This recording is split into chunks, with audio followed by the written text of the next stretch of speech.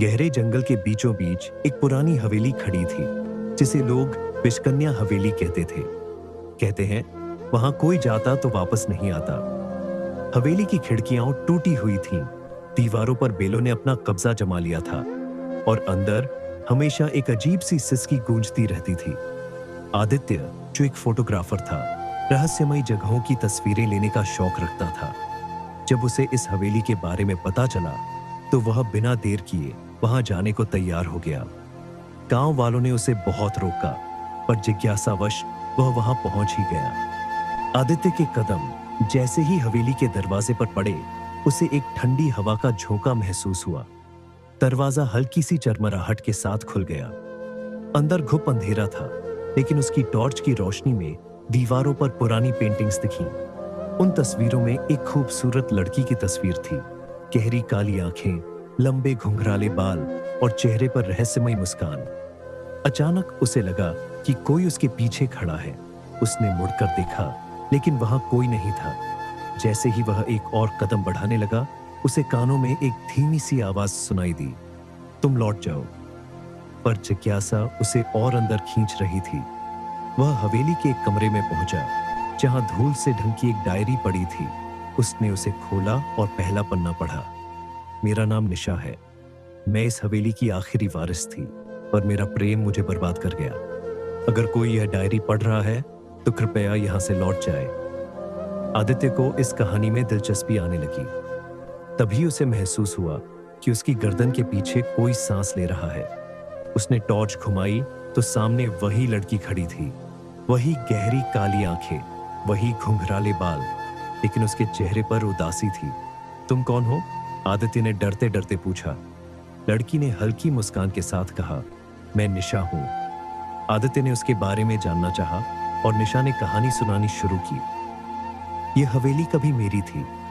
मैं और अर्जुन एक दूसरे से बहुत प्यार करते थे, पर मेरे पिता को हमारा प्यार मंजूर नहीं था। उन्होंने अर्जुन को मुझसे दूर करने की ठान ली।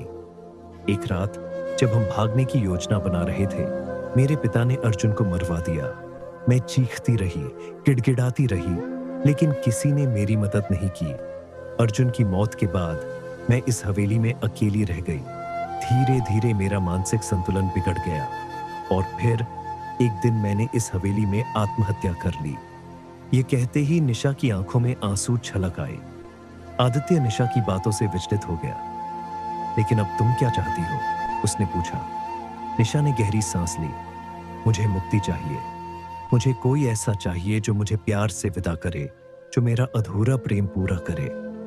आदित्य धीरे धीरे निशा की ओर आकर्षित होने लगा। उसे उसकी उदासी में एक गहरा आकर्षण महसूस हुआ। अगर मैं तुम्हारी मदद करना चाहूं तो? आदित्य ने हिम्मत करके पूछा। निशा ने उसकी आंखों में झांका। क्या तुम मुझसे प्यार कर सकते हो? यह सवाल सुनकर आदित्य के रोंगटे खड़े हो गए। क्या कोई इंसान भूत से प्यार कर सकता है? लेकिन उसकी आंखों में कुछ ऐसा था जो उसे रोक नहीं सका। हाँ, आदित्य ने कहा। जैसे ही उसने यह कहा, हवेली की दीवारें हिलने लगीं, खिड़कियां जोर से फड़फड़ाने लगीं और फिर अचानक निशा की आंखें बदल गईं। उसकी गहरी आंखों में अब क्रोध था। तुमने मुझसे प्यार का वादा किया है आदित्य, अब तुम मेरे हो। आदित्य को समझ आ गया कि उसने एक बहुत बड़ी गलती कर दी है। वह तेजी से दरवाजे की ओर भागा, लेकिन दरवाजा खुद ब खुद बंद हो गया। तुम कहीं नहीं जा सकते आदित्य। निशा की आवाज चारों ओर गूंजने लगी। आदित्य ने खिड़की से छलांग लगाने की कोशिश की, लेकिन जैसे ही उसने छलांग लगाई, उसे महसूस हुआ कि वह कहीं नहीं गिरा, वह हवा में ही रुका हुआ था। निशा की हंसी पूरे हवेली में गूंज उठी। आदित्य अब समझ चुका था कि इस हवेली से बचने का केवल एक ही तरीका था, निशा को मुक्त करना।